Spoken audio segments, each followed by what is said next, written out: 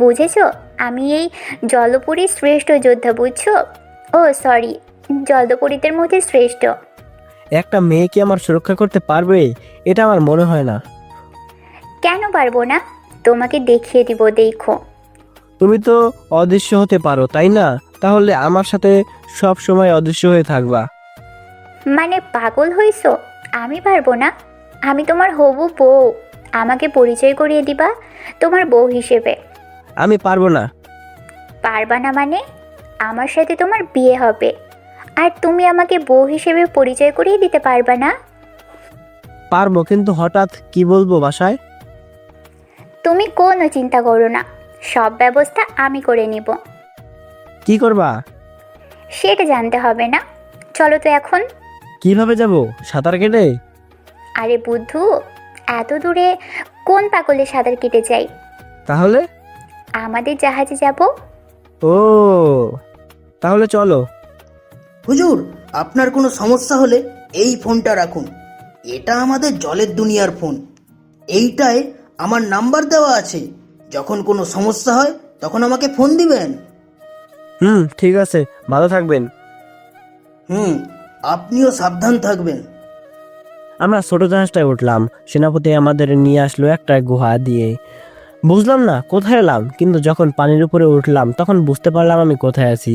আমাদের বাসার পিছনে জঙ্গলের ছোট নদীটায় আমরা, কিন্তু কিভাবে আসলাম বুঝলামই না। সাগর থেকে সোজা ছোট পুকুরে, তাও আমার বাসার পেছনে। রাত হয়ে গেছে, কি করে আসলাম মাথায় কিছুই বুঝলাম না। থাক, এসেছি তো, সেনাপতিকে বিদায় দিয়ে দিলাম। তো চলে এসেছি তোমাদের দুনিয়ায়। হ্যাঁ, তো তুমি কি এভাবে আমার সাথে যাবে? না, তোমার চিন্তা করতে হবে না, আমি তোমাকে ঠিকই সারপ্রাইজ দিব, দেখো। তাহলে তোমাকে একা কি করে রেখে যাই? আমাকে একা রাখছো কোথায়? আমি তোমার সাথেই থাকবো সব সময়। তুমি বাসায় যাও, রাত হয়ে যাচ্ছে। যারা আমার সাথে গল্প করতে করতে আসতে লাগলো। আমি বাসায় এসে কলিং বেল চাপ দিলাম। রিদি দরজা খুলে দিল। আমাকে দেখে জড়িয়ে ধরলো রিদি। ভাই, আমাদের রেখে কোথায় চলে গিয়েছিলি তুই? আব্বু আম্মু দেখো, হৃদয় এসেছে। কোথায় কোথায়? বাবা, তুই আসছিস? আমরা তো ভয় পেয়ে গিয়েছিলাম। আরে বইলো না, আমি রাতে ঘুমাইছি আর এখানে দেখলাম আমি জঙ্গলে শুয়ে আছি। তারপর উঠে বাসায় চলে আসলাম। কি হয়েছিল কিছুই বুঝতেছি না। আমি মন খারাপ করে বললাম, কিছুই হয় নাই বাবা, তুই ঘরে আয়। রিধি, তুই হৃদয়কে নিয়ে রুমে চলে যা। সব জানালা দরজা বন্ধ করে দিস। বাবা, যাচ্ছি। আমি পিছনে তাকালাম, যারাকে দেখতে পেলাম না। সে অদৃশ্য হয়ে গেছে মনে হয়। হৃদি আমাকে নিয়ে রুমে আসলো। এখন অনেকটা ভালো লাগছে। নিজের রুমে থাকার মজাটাই অন্যরকম, সেটা এখন বুঝতে পারছি। আমাকে নতুন প্ল্যান বানাতে হবে, কি করে আমি এখানে সারা জীবন থাকতে পারি। এতে অন্য সবার যা হোক, কিন্তু আমি আমার পরিবারের সাথেই থাকতে চাই। হৃদির সাথে আমি রুমে চলে আসলাম। হৃদি, কি হয়েছে বল? দেখ, কিছুই লুকাবি না তোরা। আমাকে নিয়ে গোপনে কি কথা বলিস সব বলবি আজকে।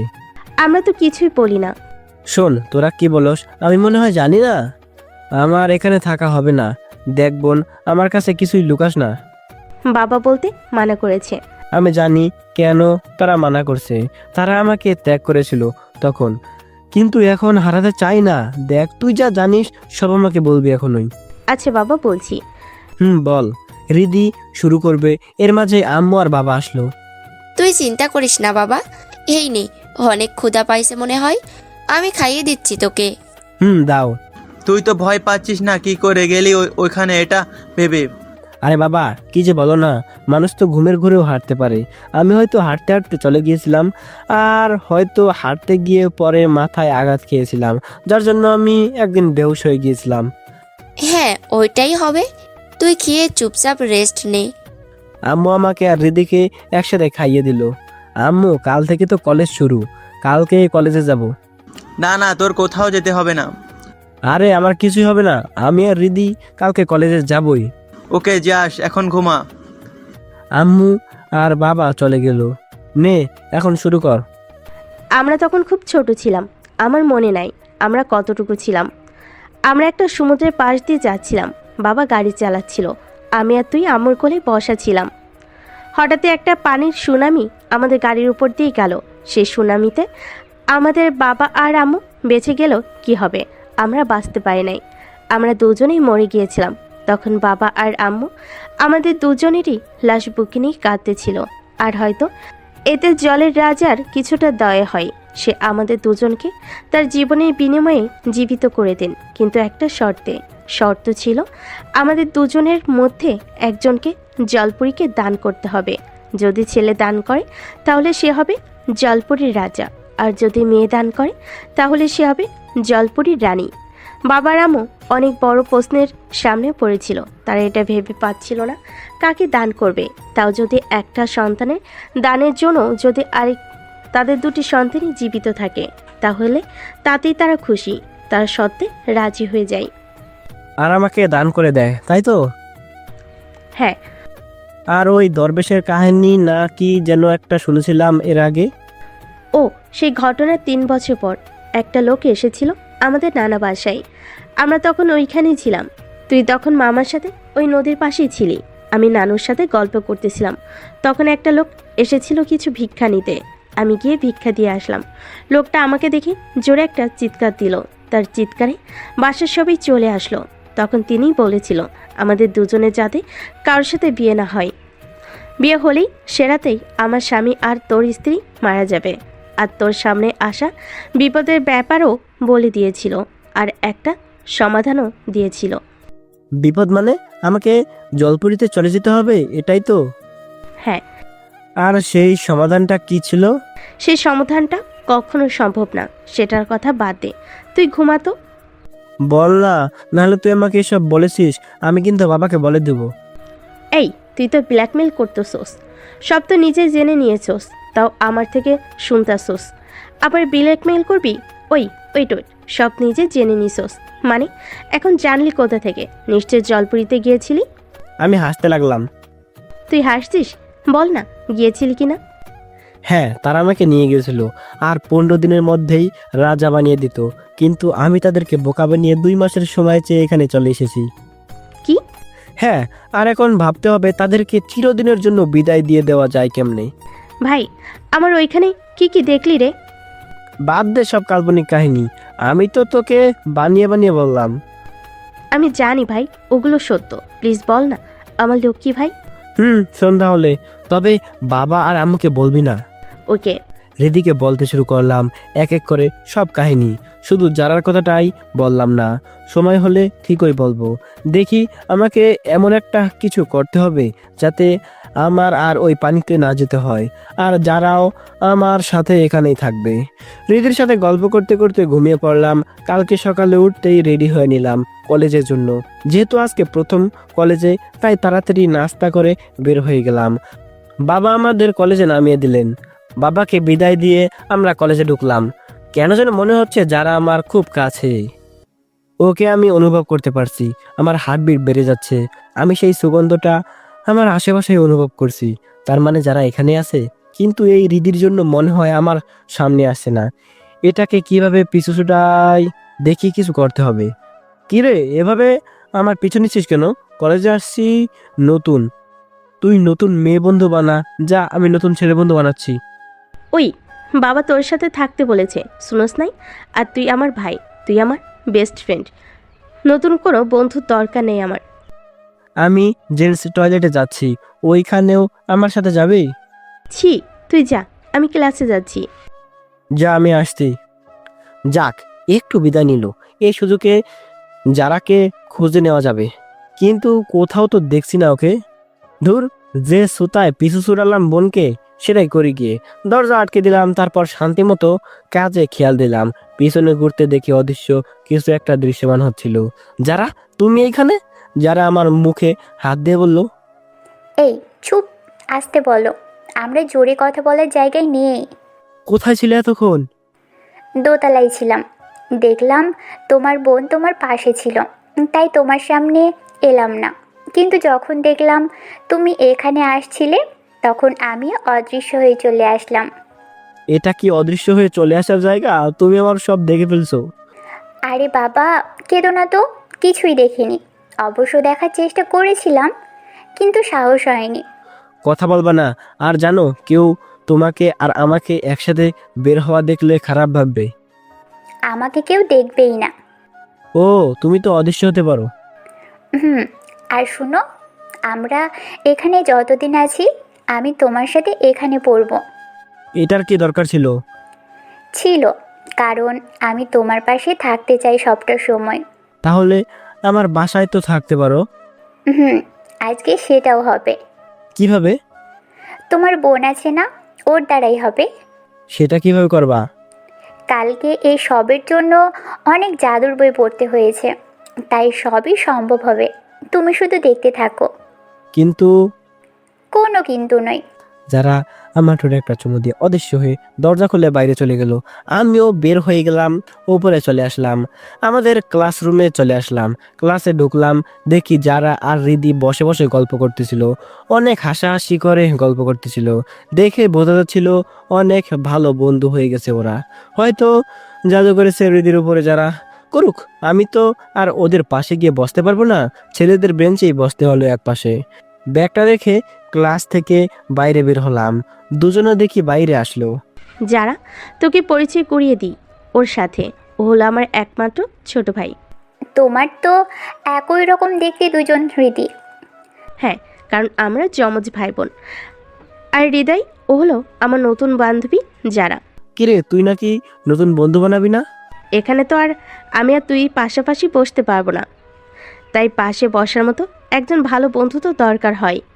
তো কেমন আছো হৃদয়? জি, অনেক ভালো আছি। তুমি কেমন আছো? আমি অনেক ভালো আছি। যারা, তুই থাকস কোথায় রে? আমার বাসা তো এই শহরে না রে, আমি অনেক দূরে থাকি। এই শহরে আমার এক আত্মীয়র বাসা আছে, সেটাও অনেক দূরে। একটা থাকার মতো ভালো ছাত্রী মেস খুঁজতেছি, কিন্তু কোথাও পাচ্ছি না রে। কি? আচ্ছা, আমি তোকে থাকার জায়গার ব্যবস্থা করে দিলে কেমন হয়? তোর চেনা কোনো ছাত্রী মেস আছে? ছাত্রী ম্যাচ হতে যাবে কেন? তুই আমাদের বাসায় থাকবি আমাদের সাথে। এমনিতেই আমাদের বাসায় অনেকগুলো রুম পড়ে আছে। কিন্তু তোর বাবা আর আম্মা কি আমাকে থাকতে দিবে? কেন দিবে না? সেসব নিয়ে তোমাকে কিছুই ভাবতে হবে না। আমরা বললে এমনিতেই তারা রাজি হয়ে যাবে। তোর এই ঋণ আমি কিভাবে শোধ করব? শোধ করতে হবে না, বন্ধুরা তো বন্ধুদের জন্যই, তাই না? স্যার আসছে। রিদি আগে আগে ক্লাসে ঢুকলো, যারা আমার দিকে তাকিয়ে চোখ টিপ মারলো। তারপর ও ক্লাসে ঢুকে গেল। আমিও বসে পড়লাম বেঞ্চে। পুরো ক্লাসের ছেলেরা নয়, শুধু স্যারও হা করে তাকিয়েছিল যারার দিকে। আমার তো হিংসা হচ্ছিল, খুব রাগও হচ্ছিল। সবার চোখ যদি ফুটো করে দিতে পারতাম। বাড়িতে কি মা বোন নাই এভাবে পরের বউকে দেখার কি আছে? আর যদি এরা জানতে পারে ও আসলে কি, তাহলে তো ভয়ে সবাই এখানেই বেহুশ হয়ে যাবে। এটা ভেবে হালকা হেসে দিলাম। মাঝে মাঝে আমি তাকাচ্ছিলাম, যারা আমার দিকে তাকাচ্ছিল। রিদির সাথে গল্প করতে করতে ক্লাস শেষ করে চলে আসলাম। আমি আর রিদি আমাদের বাসায়। রিদি আমাদের বাসার ঠিকানাটা দিয়ে দিল যারাকে, বিকালে যাতে ব্যাগ গুছিয়ে চলে আসে আমাদের বাসায়। যাক, আমাকে কিছুই বলতে হলো না, কিছু করতে হলো না। আর ভাবছি, ওর তো জামা কাপড় নেই, আজকে কলেজ ড্রেস বোরকাটা পেলো কোথায়? শুধু ওই লাল জামাটাই তো পরা ছিল। আবার দেখা হোক, শোনা যাবে। বাসায় সে রিদি আম্মুকে যারার কথা বলল। আম্মু রাজি হয়ে গেল, কারণ সবাইকে সাহায্য করাতে আমার আম্মু আর বাবা খুব উদার। বিকালে যারাও চলে আসলো বিশাল দুইটা ব্যাগ নিয়ে। বিকালে কলিং বেল বাজলো, দরজা খুলে দিলাম। আমি দেখি দুইটা বড় ব্যাগ নিয়ে দাঁড়িয়ে আছে যারা। আমাকে দেখে সুন্দর একটা হাসি দিয়ে দিল, যে হাসিতে যে কেউ পাগল হয়ে যাবে। কি হলো, এভাবে হাঁ করে তাকিয়ে আছো কেন? দেখছি কি দেখছো এভাবে? আমার হবু বউটাকে। হয়েছে, আর দেখতে হবে না, সরো তো এবার। আরে যারা, চলে আসছিস? রিদি চলে আসলো আর জোরে ধরলো যারাকে এই কথাটি বলে। ওদের দেখে মনে হচ্ছে কত আগের বন্ধু ওরা। আম্মুও চলে আসলো। রিদি, যা যারাকে ওর রুম দেখিয়ে দিয়ে আয়। আম্মু, যাচ্ছি। এই ব্যাগগুলো তোকে নিতে হবে না। হৃদয় ভাই, আমার ওর ব্যাগ দুইটা নিয়ে আয় তো। আমি কেন? তুই একটা নে। আমি নিয়ে যাচ্ছি, দেখছস না? যা রিদু, নিয়ে যা বাবা। আম্মু, তুমি ওর সাপোর্টে। ব্যাগ দুটা নিয়ে উপরে উঠতেছি। এখন সব রাগ তো যারার উপরে লাগতেছে। এত ভারী ভারী দুইটা ব্যাগ কেন আনতে হবে ওর? আর এই ব্যাগে মানুষ মেরে আনেনি তো? কি জানি এত ভার কেন।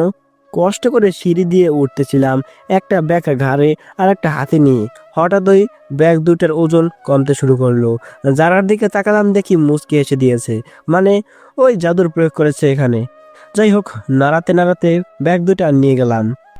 কিরে, ভার না ব্যাগ? এভাবে এত সহজে কিভাবে নিয়ে আসলি?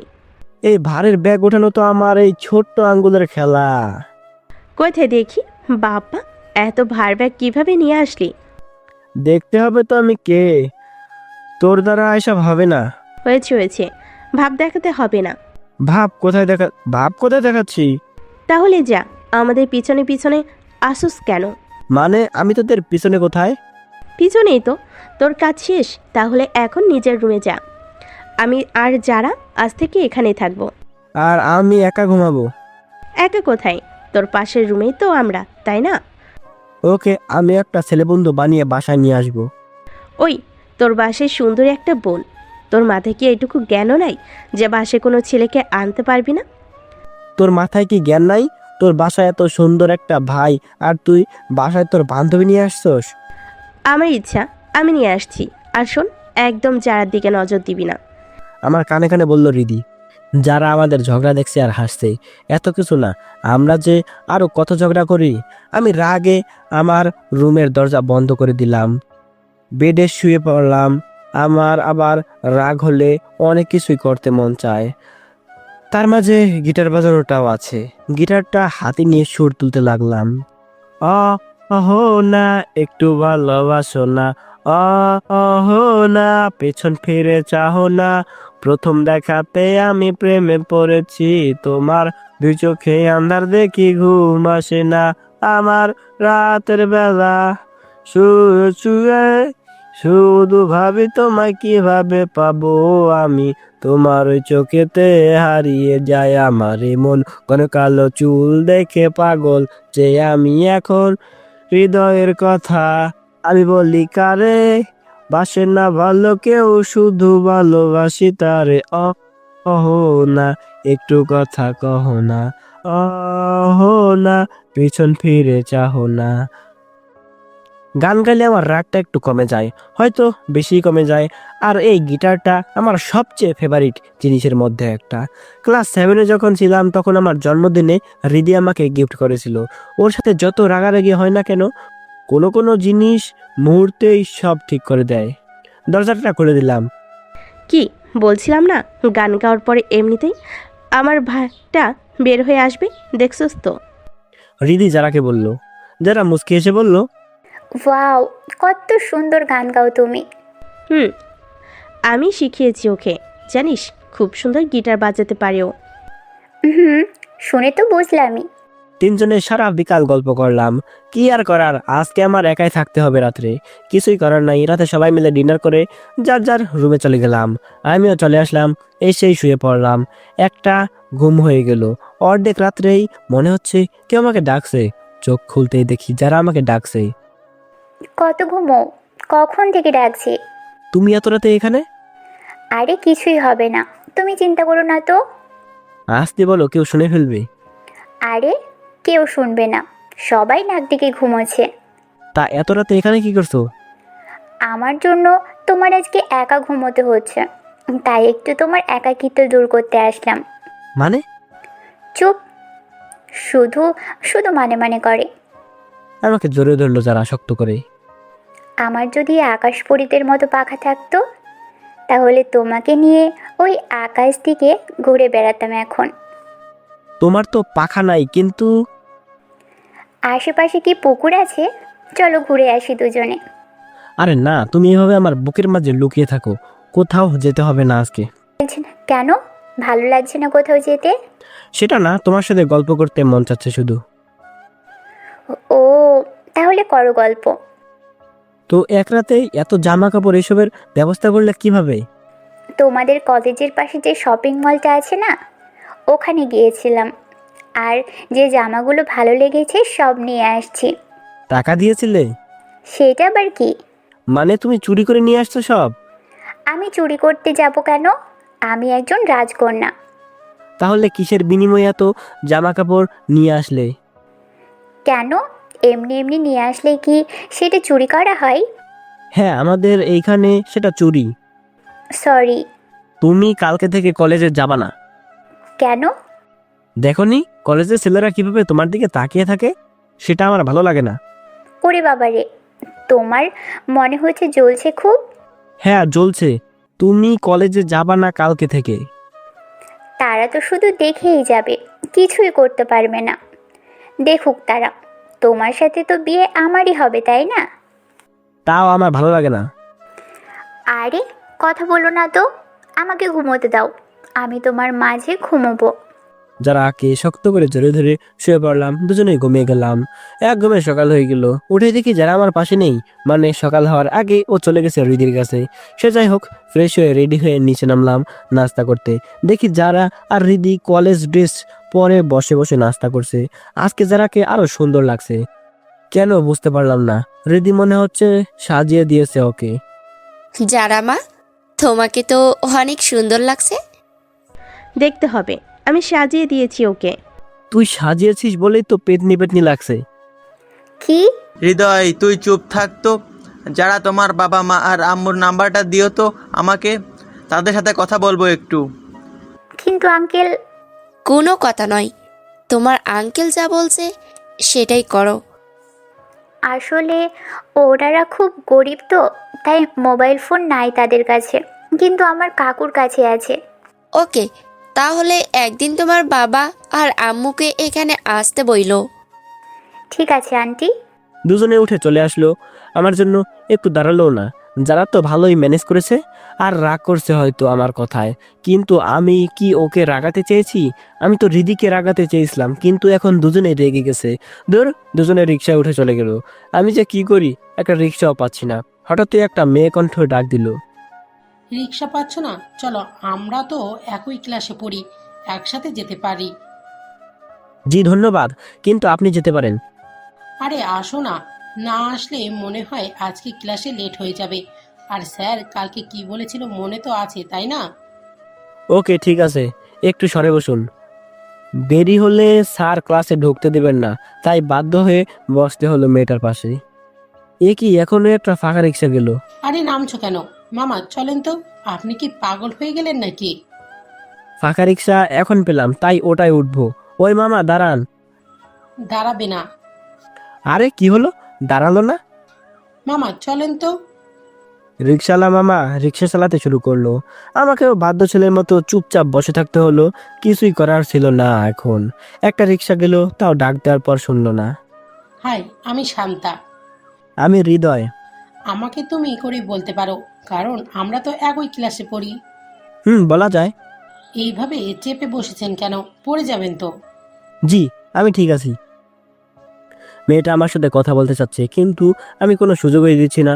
কারণ এমন কত মেয়ে আমার উপর চান্স মারার চেষ্টা করছে। সবসময় তো রিদি ম্যানেজ করছে, কিন্তু আজকে একা পড়ে গেছি, আমাকেই ম্যানেজ করতে হচ্ছে। কোনো রকম কলেজে এসে গেছি, 12টা দিয়ে ক্লাসে ঢুকে আসলাম সোজা। দেখি রিদি আর যারা দুইটা ছেলের সাথে গল্প করতেছিল, অনেকটা হেসে হেসেই কথা বলতেছিল। ছেলে দুইটা হাসানোর চেষ্টা করছে রিদি আর যারাকে, দুইজনই হেসে যাচ্ছে। যারার উপর খুবই রাগ হচ্ছে আমার। ও আমার বোনের উপর জাদু করেছে। আমার যে বোন কখনো আমি ছাড়া অন্য কোনো ছেলের সাথে কথাই বলে নাই, সে আজ কথা হেসে হেসে কথা বলছে দুইটা ছেলের সাথে। আর যারাও গল্প করছে, খুব রাগ হচ্ছে আমার, কিন্তু কিছুই করার নাই। ক্লাস থেকে বের হলাম না, আমি ক্লাসে চুপচাপ বসে পড়লাম। যারা আর রিদি আর ওদের সাথে কথা বললো না।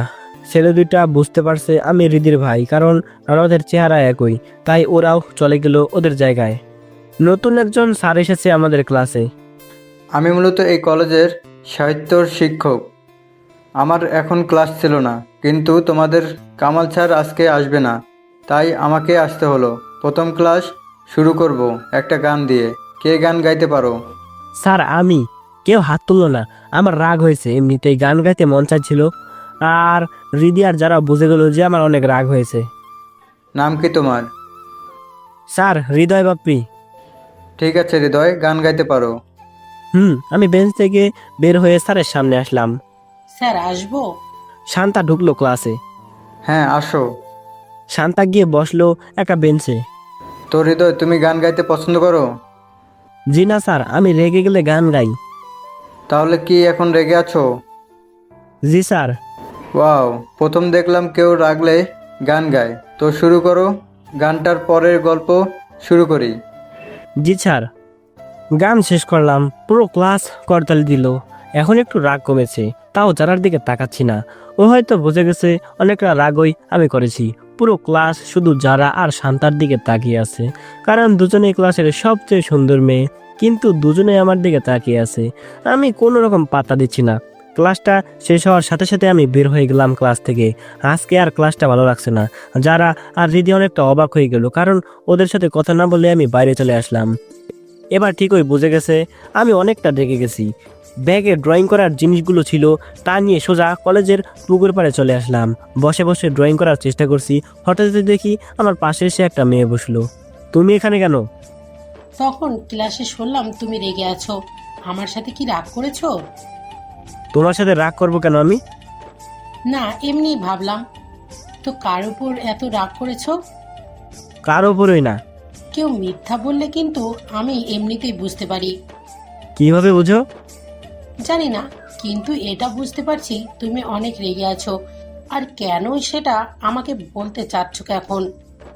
কে বললো আমি তোমার উপরে কেন রেগে আছি? বন্ধু ভেবে বলবা? আমার ইচ্ছা নেই বলার। ওকে যাও, বলতে হবে না। তুমি তো অনেক সুন্দর ছবি আঁকতে পারো, আমায় একটা ছবি এঁকে দিবে? এটাও কি বন্ধু ভেবে? হ্যাঁ, একটা প্লিজ। ওকে ঠিক আছে, বাট একটাই। আমি ওর একটা ছবি আঁকতে শুরু করলাম। বেশি সময় লাগলো না, কোনো রকম হয়েছে ছবিটা। এটা তো একদম সুন্দর হয়েছে। এত সুন্দর কিভাবে আঁকতে পারো? জানি না, এমনিতেই হয়ে যায়। বলতে হবে।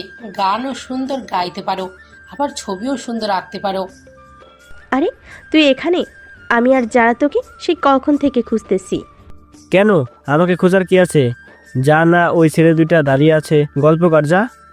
আরে ভাই, রাগিস না আর।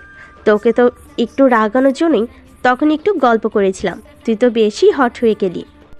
দেখ, কথা বলবি না তোরা আমার সাথে। সরি। যারা ছোট্ট একটা ছড়ি বললো আমাকে। বাদ দে তোদের ছড়ি, তোরা নতুন বন্ধু বানিয়ে নিয়েছিস, আমিও একটা বানিয়েছি। দেখ, এটা আমার ফ্রেন্ড, ওর নাম শান্তা। হাই। আর শান্তা ও আমার বড় বোন রিদি, আর ও রিদির বান্ধবী যারা। হাই। যা, ওই যে তোদের নতুন দুই বন্ধু দাঁড়িয়ে আছে, মনে হয় গল্প করবে তোদের সাথে। বাদ দে তো ভাই ওদের, তুই রাগ ফেলে দে না।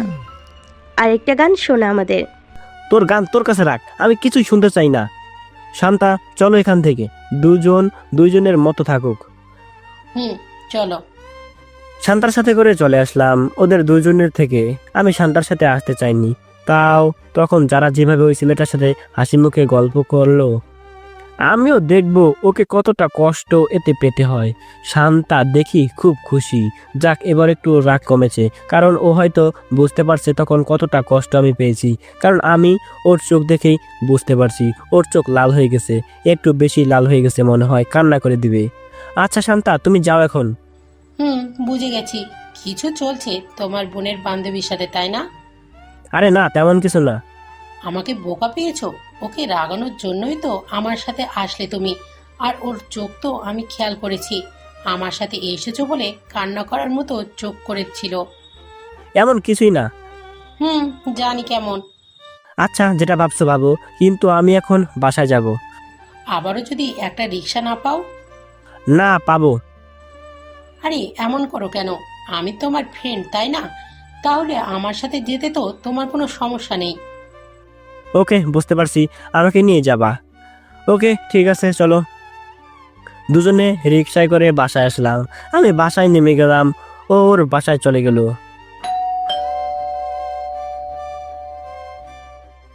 কি রে, আজকে এমনি একা আমার কেন? খারাপ লাগছিল, তাই চলে আসছি কলেজ থেকে। যারা আর রিদি কোথায়? ওরা কলেজে আছে।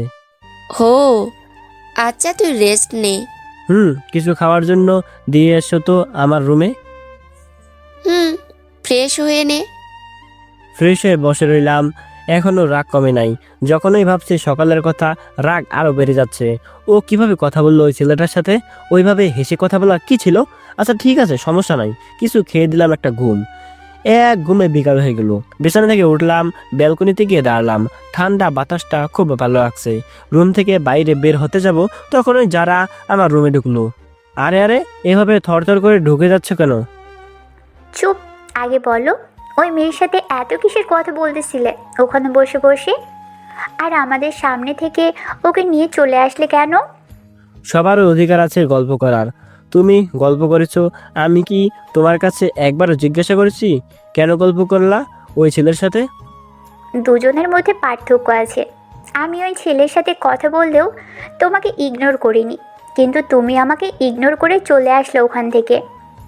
দেখো, আমাকে আর কিছুই বলতে দিল না, যারা আমাকে শক্ত করে জড়িয়ে ধরলো। কোনো কথা বলবা না, আমাকে প্লিজ মাফ করে দাও। আমি বুঝতে পারিনি তুমি কষ্ট পাবে, আমার কোনো দোষই ছিল না। তোমার বোনই গল্প শুরু করেছিল ছেলে দুইটার সাথে, আমার জাদু কাজ করছিল না ওর উপর। ও নিজে থেকেই গল্প শুরু করেছিল ছেলে দুইটার সাথে, আর ছেলে দুইটাও সুযোগ পেয়ে আমাদের হাসাতে শুরু করলো। আমার কোনো ভুলই ছিল না। কান্না করছো কেন? প্লিজ মাফ করে দাও আমাকে। তুমি মাফ না করলে কিন্তু আমি কান্না করেই যাব। এভাবে কান্না করো না তো, আমার খারাপ লাগে তুমি কাঁদলে। আগে বলো মাফ করেছো? হ্যাঁ। তুমি ওই মেয়ের সাথে আর কথা বলবা না তো? ও তো শুধু বন্ধু। না, আমার ভালো লাগে না একদমই ওই মেয়েকে। তোমার দিকে টপ টপ করে তাকিয়ে থাকে শুধু। তোমারও জলে তাহলে? হ্যাঁ। তাহলে কালকে থেকে আমরা কলেজে যাব না, ঠিক আছে? বাসায় কি বলবা? তুমি ম্যানেজ করবা, হালকা জাদুটনা করলেই হবে। আচ্ছা, চলো না একটু ঘুরে আসি দুজনে। কিন্তু রিদি? ও একটু অসুস্থ আছে, আপাতত 3-4 দিনও কোথাও বের হবে না। ওকে চলো, নিচে আসলাম আমি। যারাও নিচে আসলো। আন্টি, রিদি তো বের হতে পারবে না আমার সাথে। আমার একটু লাইব্রেরিতে যাওয়া দরকার ছিল, আপনি কি যাবেন আমার সাথে? না মা, আমার তো কাজ আছে অনেক। ওই ঋতু বাবা, তুই যা না একটু ওর সাথে। কিন্তু কোনো কিন্তু নয়, যা। ওকে আম্মু। দাঁড়াও, আমি রিদির বোরখাটা পরে আসছি। যাও। যারাকে নিয়ে বের হলাম ঘুরতে। অনেকক্ষণ ঘুরলাম, হাতে হাত রেখে। ঘোরার মজাটাই আলাদা। যাই হোক, রাতে বাসায় ফিরলাম। দেখতে দেখতে 3টা দিন কেটে গেল। ঋতু, আজকে আমরা তিনজনেই বের হব, বুঝছস? কোথায় যাবি? আজকে আমরা একটু লেকের পাড়ে ঘুরতে যাব। আচ্ছা, রেডি হ, যা। হচ্ছি, তুই বসে বসে নে, বড় পিঠা খা। যারা আর রিদিকে নিয়ে বিকালে বের হলাম। লেকের পাড় দিয়ে হাঁটতেছি। আজকে ভাবলাম রিদিকে বলে দিব যারার কথা। আমি আর লুকাতে পারছি না ওর কাছে। যেই ভাবলাম বলবো। হৃদয়, আমার না আইসক্রিম খেতে মন চাচ্ছে, এইটু কিনে আনবে? ঋতু, আমারও না খেতে মন চাচ্ছে, দুটা নিয়ে আয় ভাই। ওকে ঠিক আছে, তোরা এখানে দাঁড়া, আমি নিয়ে আসছি। তাড়াতাড়ি আসিস ভাই। 3টা আইসক্রিম কিনে ওদের কাছে আসলাম, কিন্তু কোথাও কাউকে খুঁজে পাচ্ছি না। ব্যাপারটা কি? দুজনে গেল কোথায়? মনে হয় আশেপাশে আছে। পুরো লেকের পাড় খুঁজে দেখলাম, কিন্তু পেলাম না। ক্লান্ত হয়ে একটা বেঞ্চে বসে পড়লাম। দেখে শান্তা আমার পাশে এসে বসলো। কি খুঁজে পাচ্ছ না তোমার বোন আর জলপরীকে? মানে তুমি এসব জানলে কোথা থেকে? আর কোথায় ওরা? আমি কিভাবে জানলাম সেটা তো বড় কথা নয়, বড় কথা হলো ও এখন কোথায় আছে। মানে? শুধু মানে মানে করছো, বুঝতে কি পারছো না? ওরা কোথায় আর তুমি বা কে? ওরা আমার মায়াজালের বন্দি এখন, আর আমাকে হয়তো ওই রূপে চিনবে না। বলে শান্তা রূপ পাল্টালো। তুমি? হ্যাঁ, সেদিন তোমাকে নিয়ে যেতে দেইনি এই জলপরীরা, আর আজকে এই জলপরীরা তোমাকে আমার থেকে আলাদা করছে। আমি সেটাও হতে দিতে পারি না। দেখো, তোমাকে আমি ভালোবাসি না। তুমি আমাকে মায়ায় ফেলেছিলে। তোমার উপরে কখনো আমার ফিলিংসই ছিল না। আমি কিছুই শুনতে চাই না। আমি এই পর্যন্ত যা চেয়েছি সবই পেয়েছি। আমি তোমাকে চেয়েছি, তোমাকে না পেলে কাউকেই পেতে দিব না। প্লিজ ওদেরকে তুমি ফেরত দাও। দিব, কিন্তু তোমাকে চিরদিনের জন্য এই জলপরীটাকে ভুলে যেতে হবে। তোমার মনে ওর জন্য যত ভালোবাসা সব মুছে ফেলতে হবে। আমি সেটা কখনোই পারবো না। তাহলে ওদের কথাও ভুলে যাও। আমি তোমাকে না পেলে ওকেও পেতে দিব না। আমার বোনটা তো আমাকে ফেরত দাও, সে তো একজন মানুষ, তোমাদের ওইখানে সে থাকতে পারবে না। আমি বেশি কিছু জানি না, আমি তোমাকে ভালোবাসি। তুমি যদি আমাকে বিয়ে করতে রাজি না হও, আমি ওদেরকে আমাদের দাসী বানিয়ে রাখবো। শুনো প্লিজ। আর কিছু বলতে দিল না আমাকে, সে অদৃশ্য হয়ে গেল। আমি এখন কি করব কিছুই বুঝতে পারছি না। হঠাৎই মনে পড়লো জলপরীর সেনাপতি তো আমাকে একটা ছোট্ট ফোন দিয়েছে, সেটা পকেটে আছে, সেটা দিয়ে সেনাপতিকে ফোন দিলাম। আমি একটা বেঞ্চে বসে আছি, সেনাপতিও চলে আসতে পানি থেকে উঠে সাধারণ মানুষের মতোই আমার পাশে এসে বসলো। আমি বড় চিন্তায় পড়ে গেলাম, সব বললাম সেনাপতিকে। আমি এই ভয়েই ছিলাম, তাই রানী আম্মাকে আপনাদের এখানে পাঠাতে মানা করেছিলাম, কিন্তু তিনি আপনাদের আসতে অনুমতি দিয়ে দিল। আপনিই তো আসতে চাইলেন। দেখেন, আপনাকে এর জন্যই মানা করা হয়েছিল। আপনি না আসলে আপনার পরিবারও ঠিক থাকতো, আবার আমাদের রাজকুমারীও ঠিক থাকতো। আমি যাব আকাশপুরীতে, আমি ওদেরকে নিয়ে আসব। পাগল হয়েছেন নাকি? আপনি জলপুরীর রাজা হবেন। আপনি একবার আকাশপুরীতে গেলে আপনাকে কখনোই আসতে দেওয়া হবে না। আসতে চাইলেও আপনার জীবন নিয়ে নিবে ওরা, আপনাকে পুরো বন্দি অবস্থায় রাখবে ওরা। তাছাড়া তো ওদের উড়ার আর কোনো উপায় নেই। আছে, আপনি আমার সাথে চলুন। আপনাকে প্রস্তুত করতে হবে। কোথায় যাব? রানী আম্মার সাথে কথা হয়ে গেছে, তিনি আপনাকে তাড়াতাড়ি জলপুরীতে নিয়ে যেতে বলেছেন। চলুন। সেনাপতির সাথে চলে আসলাম আবার জলের রাজ্যে, সোজা রানীর কাছে চলে আসলাম। ওরা জলপুরীর রাজকন্যা এবং জলপুরীর হবু রানীকে অপহরণ করে অনেক বড় অন্যায় করেছে। আমাদের ওদের সাথে যুদ্ধ করা উচিত। দুঃখিত রানী আম্মা, কিন্তু ওদের সাথে যুদ্ধ করে আমরা আজ পর্যন্ত পেরে উঠতে পারিনি। আমার মনে হয় না এখনো পারবো। আমাদের সেনা তো আগের থেকে শক্তিশালী হয়েছে, যুদ্ধ ছাড়া আমরা রাজকন্যাকে ফিরিয়ে আনতে পারবো না। হ্যাঁ, মহামন্ত্রী ঠিকই বলেছেন। হ্যাঁ, এটা মানছি, আমাদের সেনা আগের থেকে অনেক শক্তিশালী, কিন্তু তাদের সেনাও তো আমাদের থেকে অনেক শক্তিশালী। এটা মানবদের সাথে আমাদের যুদ্ধ হবে না, এটা হবে আকাশপুরীদের সাথে। আমি কি বলি রানী আম্মা, আমাকে 15 দিনের সময় দিন, আমি রাজাকে প্রস্তুত করি। এত কম সময়ে সেটা কিভাবে সম্ভব? আর সে একজন মানব সন্তান। মহামন্ত্রী, আমাদের রাজা হারকিউমাসও মানব সন্তানই ছিলেন। তার কাছে মনে হয় ত্রিশূল ছিল, কিন্তু আমাদের এই রাজার কাছে সেটা নেই। তার ভবিষ্যৎবাণী তো ঠিকই জানেন, তাই না? তার মতে একজন মানব সন্তানই যেই জলপুরীর রাজা হবেন, আর সেই রাজাই তার ত্রিশূলটি পাবেন। আমাদের রাজা হিলুরাজ মানব সন্তানকে রাজা বানানোর জন্য নিজের জীবন উৎসর্গ করেছেন। আমাদের সেটা মনে রাখতে হবে। যেভাবেই হোক আমাদের রাজা আমরা পেয়ে গেছি। সেনাপতি, আপনি ওনাকে প্রস্তুত করেন আর খুব শীঘ্রই অভিষেকের ব্যবস্থা করেন। মহামন্ত্রী। রানী আম্মা কান্না করতে করতে চলে গেলেন। সেনাপতি আমাকে নিয়ে আসলেন, তার সাথে আমাকে প্রশিক্ষণ দিতে লাগলেন। আমাদের রানী আম্মা রাজকুমারীকে অনেক ভালোবাসেন, কখনো নিজের চোখের আড়ালে থাকতে দিতেন না। কিন্তু কিছুদিন যাবৎ সে আপনার সাথে ছিল, প্রতিদিনই কান্না করেছেন। ও, আমাদের একটা রাজকুমার ছিল, কিন্তু কি? কিন্তু তার ভালোবাসা হয়ে যায় একটা আকাশপরীর সাথে। একজন আকাশপরী তো আর এই জলের মধ্যে থাকতে পারবে না, আর আমাদের রাজকুমারও তাদের ওখানে গিয়ে থাকতে পারবে না। তাই তারা চলে গিয়েছিল মানবদের কাছে। আপনাদের দেশেই তারা সুন্দর জীবন যাপন কাটাতে ছিল। তাদের একটা মেয়েও হয়েছিল। আমাদের রাজা আর রানী মেনেও নিয়েছিল, কিন্তু আকাশপুরীর রাজা মানতে পারে না এই ব্যাপারটা, কারণ পরীটা ছিল বড় রাজকন্যা। তাহলে কি হয়েছিল? রাজা অনেকবার বলেছিল পরীটাকে রাজকুমার ছেড়ে ফিরে যেতে, কিন্তু সে ফিরে যায়নি। তাই রাজা লোক পাঠিয়ে রাজকুমার আর তার মেয়েকে করে আকাশপুরীর রাজকন্যাকে নিয়ে চলে যায়। তখন আপনারা কিছু করেননি? আমাদের অনেক আগের শত্রুতা, কিন্তু একটা মীমাংসা হয়েছিল আমাদের মাঝে। যদি আমাদের কেউ ওদের কাউকে নিয়ে চলে আসে জোর করে, তাহলেই শুধু যুদ্ধ হবে। এখানে যেহেতু দুজনেই পালিয়েছে, সেই অনুযায়ী দুজনকে ছেড়ে দেওয়ার কথা ছিল, যেটা আমাদের রাজা করেছিল, কিন্তু তাদের রাজার সহ্য হয়নি। আপনারা যুদ্ধ করতেন? আমরা তাদের সাথে কখনো যুদ্ধ করে পেরে উঠতে পারিনি। আমরা যদি তাদের সাথে যুদ্ধ করি, তাহলে অনেক নিরীহ মানুষের জীবন যায়। তাই আমরা যুদ্ধে যাই না তাদের সাথে আর। এখন তো যেতে পারবেন যুদ্ধে, তাই না? যুদ্ধ তো তাদের সাথে আমরা করবই। তাদের আকাশ পুরীতে গিয়ে আমরা তাদেরকে মারবো, তাদেরকে দেখাবো আমরা জলে থাকি বলেই তাদের থেকেও কম না। আপনি কান্না করছেন? ওরা আমার ছোট্ট ছেলেটাকে মেরে ফেলেছিল। কি ভুল ছিল ওর? কিছুই ছিল না, শুধু শুধুই ওকে উঁচু থেকে ফেলে দিয়েছিল। আপনি কাঁদবেন না, আপনার প্রতিশোধ আপনি খুব তাড়াতাড়ি পাবেন। দেখতে দেখতে 15টা দিন কেটে গেল। আমি তো চিন্তায় আছি।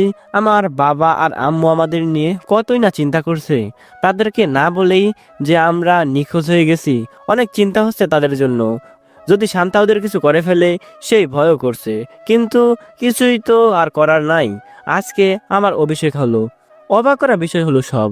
আমাকে কি সব আশ্চর্যকর পানীয় খাওয়ানো হলো। সেনাপতি বলছে এসব খেলে নাকি শক্তি বাড়ে। অবশেষে রাজার উপাধি পেয়ে গেলাম।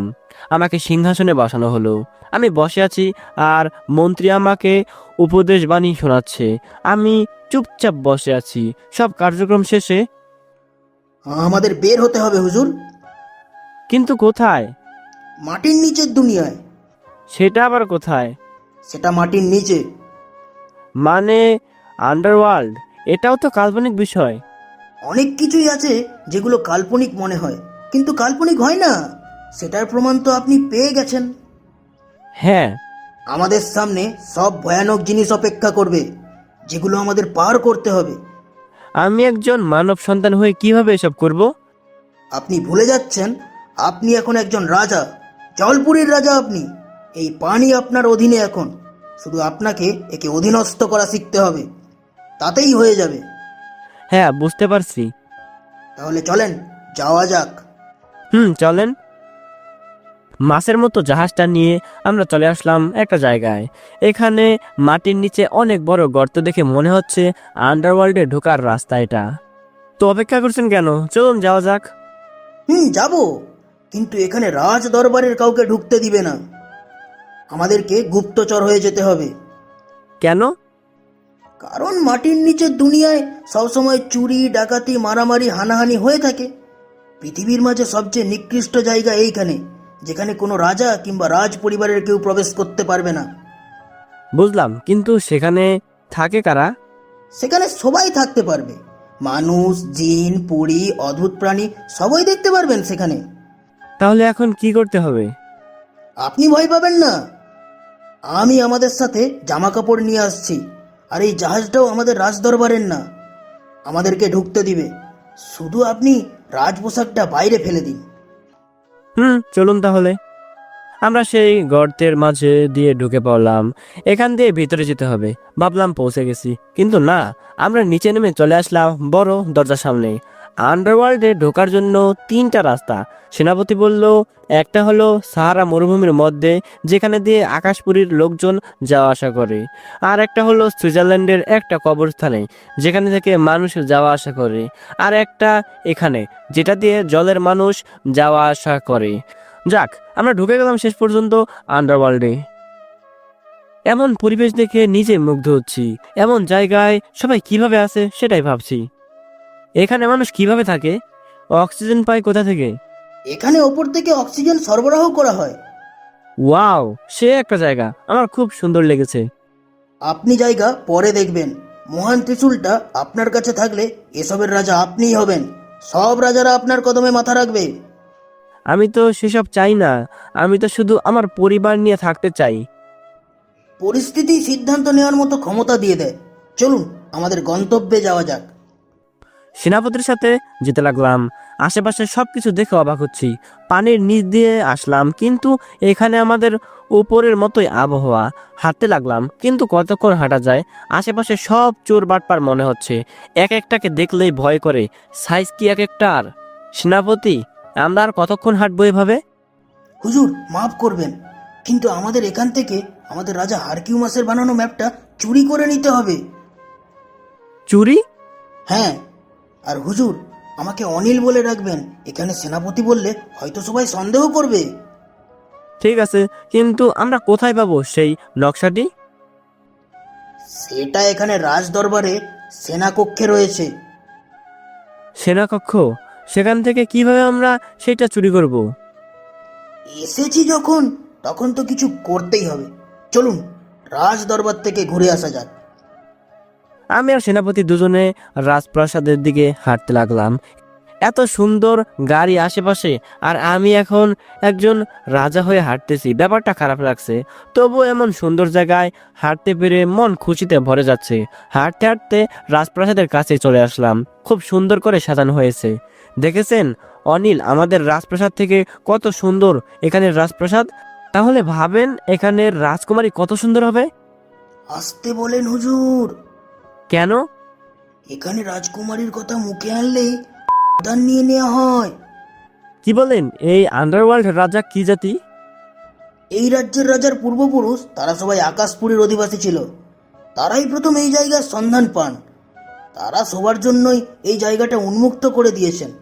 এখানে মানুষ, জিন, পরী সবাই আসতে পারবে।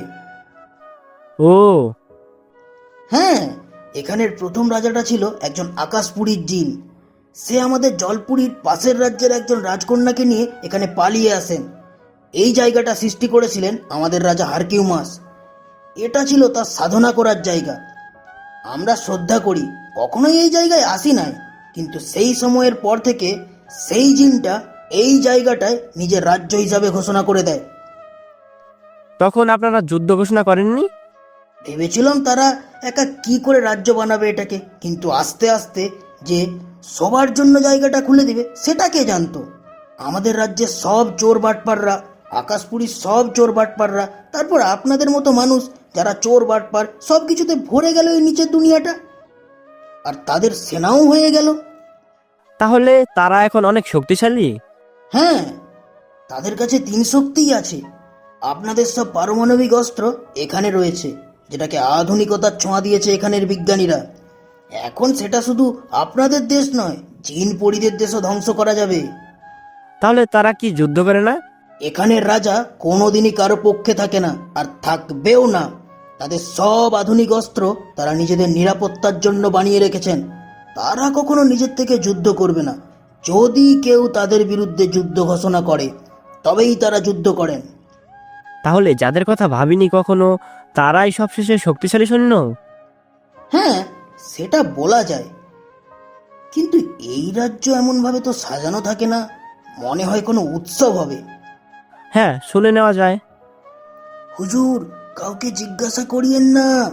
আমি সেনাপতির কথা শুনলাম না।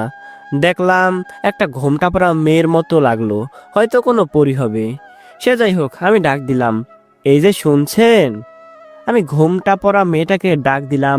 সে আমার ডাক শুনে ঘোমটাটা ভালো করে ঢেকে উত্তর দিল, কিছু বলবেন? এই রাজপ্রাসাদ এত সুন্দর করে সাজানো হয়েছে কেন? আপনি কি এখানে নতুন? না, আমরা নতুন না। 2 মাস আগেই এসেছিলাম একটা ব্যবসার জন্য এখানে, আবারও আসতে হলো। এসেই দেখছি সুন্দর করে সাজানো হচ্ছে। ও, রাজকুমারী নীলানিধির বিয়ে ঠিক হয়েছে। তার বিয়ের বরখোঁজের অনুষ্ঠানের জন্যই সাজানো হচ্ছে। অনিল আমার কানে আস্তে আস্তে বলল, তাহলে তো এখান থেকে নকশাটা নিয়ে বের হওয়া অনেক কষ্ট হয়ে যাবে জনাব। আপনাদের দেখে তো মনে হচ্ছে না আপনারা ব্যবসা করতে আসছেন। আমাদের দেখে মনে হয় না, কিন্তু আমরা আসলেই একটা সওদা করতে আসছি। আমার সামনে মিথ্যা বলে লাভ হবে না। আমি একজন জাদুকরিনী, আপনি তো একজন জলমানব। আর আপনি তো একজন মনুষ্য। আর আপনার এখানে কোন কার্য হাসিল করতে এসেছেন সেটা আমি বুঝতে পারছি। দেখুন, আমি কি রাজা মশাইকে বলে দেব আপনাদের কথা? তারপর সে আপনাদের নিয়ে নেবে। না, একদম সেটা করবেন না। আপনি যা চাবেন আপনাকে সেটাই দেওয়া হবে। আমার সন্দেহ হয়েছিল আপনারা হয়তো গুপ্তচর। আমি তো শুধু তীর ছড়লাম, কিন্তু দুটো নিশানায় যে লেগে যাবে সেটা ভাবিনি। মানে? হুজুর, সে আমাদের সাথে ব্যবসা করতে চাচ্ছে।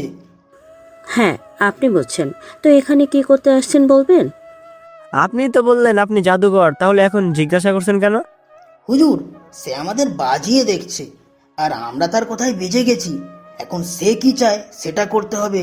না হলে এখান থেকে আমাদের বের হওয়া কষ্ট হয়ে যাবে। আমরা এখানে সেনাকক্ষ থেকে একটা নকশা চুরি করতে আসছি। সেনাকক্ষ থেকে নকশা চুরি করা আপনাদের মতো ছুচুরদের কাজ না। চলে যান এখান থেকে। সেটা আমাদের যে কোনো হারেই নিয়ে যেতে হবে। সেটা নিয়ে আপনারা কোথায় যাবেন? সেই নকশা আমাদের যেখানে যেতে বলে সেখানে। মনে হচ্ছে ট্রেজার হ্যান্ড। ঠিক আছে, আমি আপনাদের ওই নকশাটা এনে দিব। বিনিময়ে আমাকে কি দিবেন? আপনি চাইলে আপনাকে আমি 1 থলি স্বর্ণমুদ্রা দিব এই কাজের বিনিময়ে। না, সেটা হবে না। তাহলে বলেন কি লাগবে আপনার? আমাকে এই রাজ্য থেকে নিরাপদে বের করে নিয়ে যাবেন এবং আপনাদের সাথে আমাকে সেই গুপ্তধনের ভাগ দিতে হবে। ওকে, ঠিক আছে। আমি সেনাপতির দিকে তাকালাম, তাকিয়ে হেসে দিলাম। মেয়েটা ভাবছে আমরা মনে হয় গুপ্তধন খুঁজছি। তাহলে আপনাদের মধ্যে একজন আসুন আমার সাথে, আর একজন এখানে দাঁড়িয়ে অপেক্ষা করুন। হুজুর আপনি থাকেন, আমি যাচ্ছি, ভেতরে বিপদ হতে পারে। ঠিক আছে।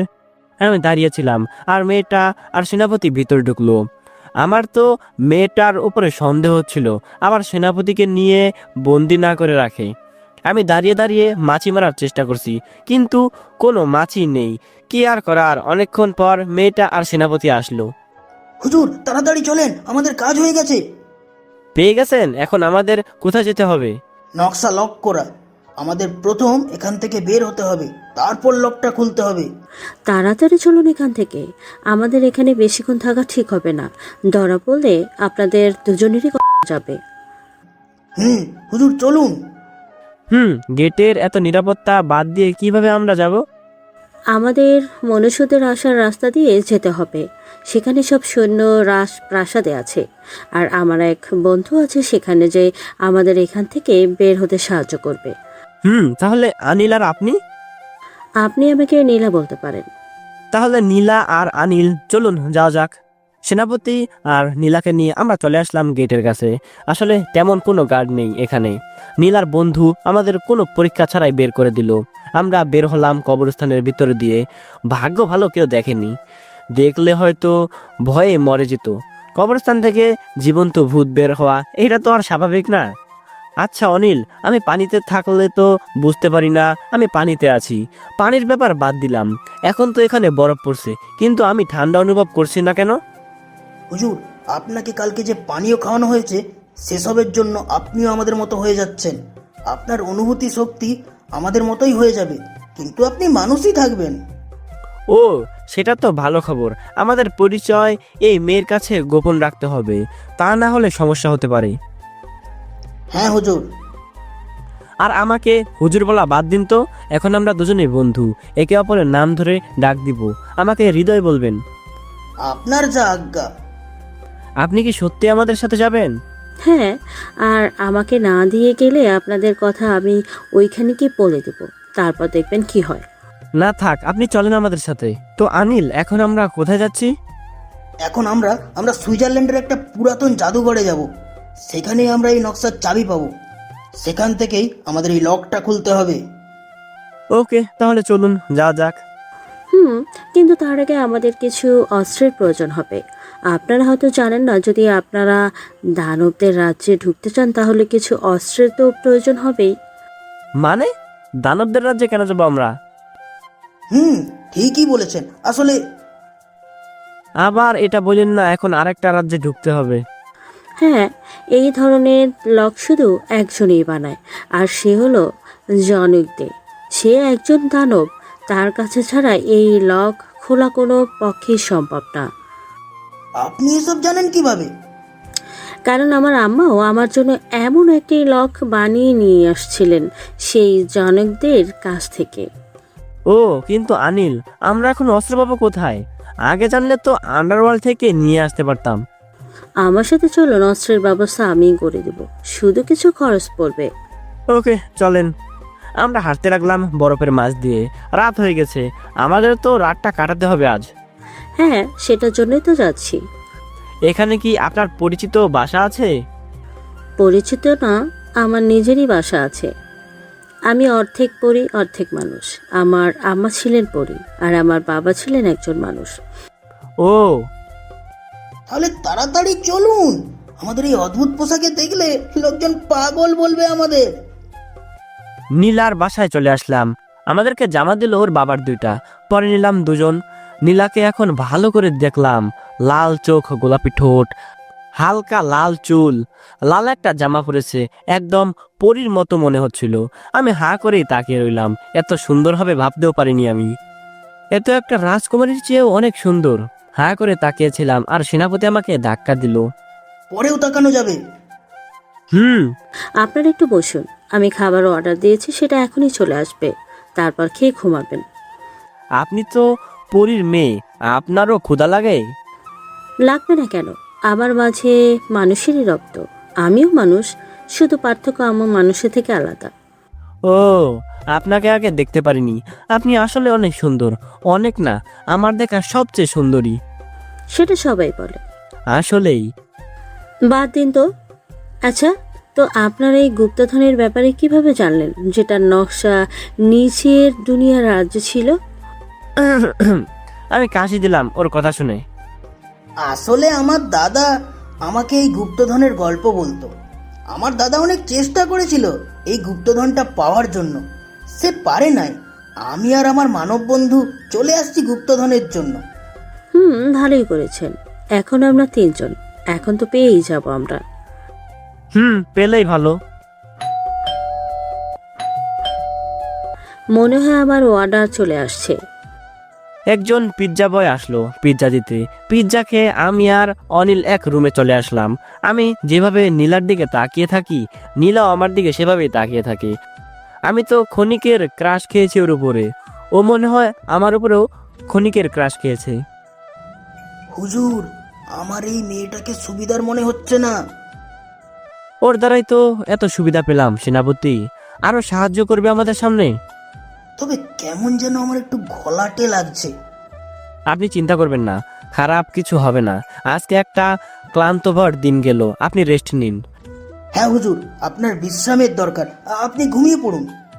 আপনি ঘুমান আমার পাশে। সেটা কি করে হয় হুজুর? আমি এখন আপনার রাজা নই, আমি আপনার বন্ধু। আমার পাশে এসে ঘুমান। ঠিক আছে। রাত কেটে গেল সুন্দর একটা ঘুমে, কিন্তু মনে যে নতুন রং খেলতে শুরু করেছে। যাই হোক, মানব মন তো, এই মন নিয়ে কোনো ভরসাই নাই। আমাকে যে করে হোক হৃদি আর যারাকে মুক্ত করে আনতে হবে। এখানে অন্য কোনো চিন্তা মাথায় আনা যাবে না। সকালে উঠলাম সেনাপতির ডাকে। হুজুর, তাড়াতাড়ি উঠুন। কি হয়েছিল সেনাপতি? আমাদের তাড়াতাড়ি বের হতে হবে। আজকেই দানবদের দুনিয়ায় ঢোকার শেষ রাত। আজকে না ঢুকলে আমাদের আবার অপেক্ষা করতে হবে পরের অমাবস্যার জন্য। চলুন। দুজনে রুম থেকে বের হলাম। তাহলে আপনারা উঠেই গেছেন? হ্যাঁ, আপনাকে অনেক ধন্যবাদ আমাদের সাহায্য করার জন্য। ধন্যবাদ দিতে হবে না, আমাকে আপনাদের গুপ্তধনের ভাগ দিলেই হবে। হ্যাঁ, আপনি আপনার ভাগ পেয়ে যাবেন। তো তাড়াতাড়ি বেরিয়ে পড়া যাক।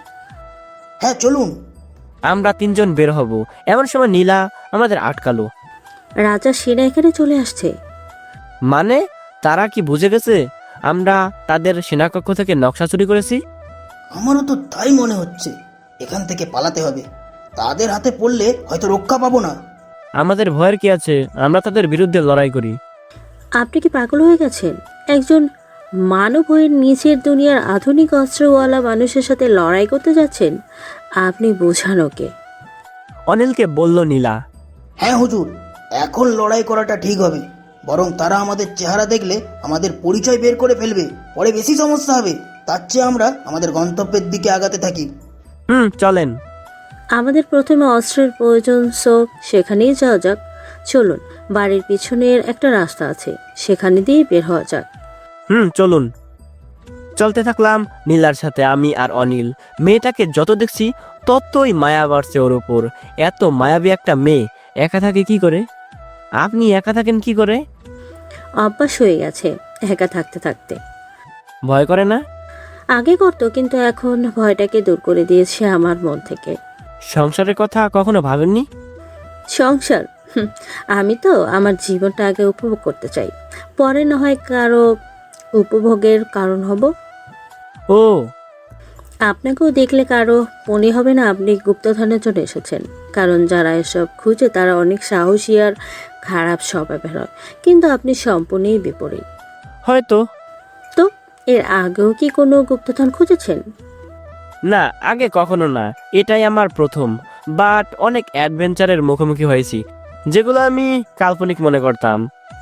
কিছু কিছু জিনিস কাল্পনিক মনে করাই ভালো। হয়তো, কারণ এখন যদি আমাদের মতো মানুষ জানে যে এমন কিছু কাল্পনিক, সব কিছু আসলেই সত্য, তাহলে তো ভয়ে ঘর থেকে বের হবে না। জানলেও আস্তে আস্তে ঠিক হয়ে যাবে ব্যাপারটা। হয়তো, কিন্তু আমরা তো মনে হচ্ছে দোকানে আসছি। হ্যাঁ, এখান থেকেই তো আমাদের প্রয়োজনীয় অস্ত্র নেব। দুঃখিত, তবে আমরা কি মানুষের তৈরি বন্দুক দিয়ে দানবের সাথে যুদ্ধ করব? গুলি করলে কি ও মরবে? আগে ভেতরে চলুন তো। ভিতরে ঢুকলাম, একটা বয়স্ক লোক বসেছিল দোকানে। সব ধরনের বন্দুক দেখতে পাচ্ছি। ওয়াও, সামনে থেকে সত্যি সত্যি ড্রিম গানগুলো দেখতে পারবো ভাবিও নাই। একটা হাতে নিলাম। আমাদের এসব লাগবে না। তাহলে বের হতে পেরেছো? হ্যাঁ ডেভিড, এই দুজনেই আমাকে বের করতে সাহায্য করছে। আমার সাথে চলো, তোমাদের নিরাপত্তার জন্য যেসব লাগবে আমি দেখাচ্ছি। চলুন, আপনারা আসুন। ভেতরের রুম দিয়ে নিচে একটা সিঁড়ি গেছে। ডেভিড সেখান দিয়ে নামতে লাগলো, আমরাও নামতে লাগলাম। অনিল, দেখেছেন এখানে তো সব ধরনের নতুন অস্ত্র রয়েছে। হ্যাঁ, আমাদের জলপুরীর অস্ত্র, আর ওইগুলো হচ্ছে আকাশপুরীর। আর ওসব তো মনে হচ্ছে নতুন কোনো আর। এখান থেকে আমাদের মন মতো অস্ত্র নিয়ে নিই। দাঁড়ান, এখান থেকে মন মতো নিলেই হবে না। আপনারা যেটা চালাতে পারবেন শুধু সেটা নিন। অনিল, আপনি তো জনমানব, আপনাদের অস্ত্র কিভাবে চালাতে হয় সেটা তো ভালো করেই জানেন। আপনি আপনার মন মতো নিয়ে নিন। আমিও তো জলস্র চালাতে পারি। পারলে হবে না, আপনাকে দক্ষ হতে হবে, সেটাই। আপনি আমার সাথে আসুন। অনিল যেসব অস্ত্র নিয়েছিল সেগুলোই আমার খুব ভালো লেগেছিল, কিন্তু এ নীলা পিলা আমাকে নিতে দিল না। না জানি কোন খেলনা হাতে ধরিয়ে দেয়। আমি মানব সন্তান বলে কি আমাকে কম ভাবে এই নীলা? আমিও দেখিয়ে দিব। এই তলোয়ারটা আপনি নিন। তলোয়ার? এটা কোনো সাধারণ তলোয়ার নয়। হ্যাঁ, এটা পৃথিবীর সবচেয়ে শক্তিশালী ধাতু দিয়ে বানানো হয়েছে। যত আঘাত পড়ুক না কেন, এই তলোয়ার আর এই ডালে এই দুটো জিনিস ভাঙবে না। আমি কি শুধু এই তলোয়ার আর এই ডাল নিয়ে ঘুরবো? এত বড় দুইটা জিনিস আমি হাতে নিয়ে কথাটা বললাম। দেখি, আমার কাছে দাও। ডেভিড ডালটা নিয়ে কি যেন করলো, আর সেটা একটা ঘড়ি হয়ে গেল। সেটা আমার হাতে পরিয়ে দিল। আর তলোয়ারটা একটা সুইচে চাপ দিল, সেটা একটা কলম হয়ে গেল।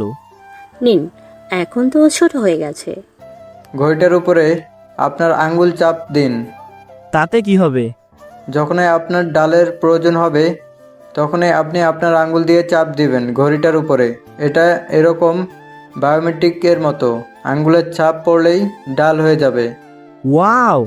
কি পছন্দ হয়েছে? কিন্তু যদি সাথে কোনো বন্দুক থাকতো একটা। এটা দেখতে পারো, এপিএস ম্যাগনেটিক গান, এক গুলিতেই ইনস্ট্যান্ট কিল। ওয়াও! ওটা মনে হয় আপনাদের মন মতো হলেও দাম মতো হবে না। এখানে সবচাইতে দামি অস্ত্র এটা। হ্যাঁ। অনিল, হ্যাঁ বলুন, দাম পরিশোধ করে দিন। কত হয়েছে এসবের? জি, 10,000 স্বর্ণ মুদ্রা। আপনার জলপুরীর ব্যাংকে অ্যাকাউন্ট আছে?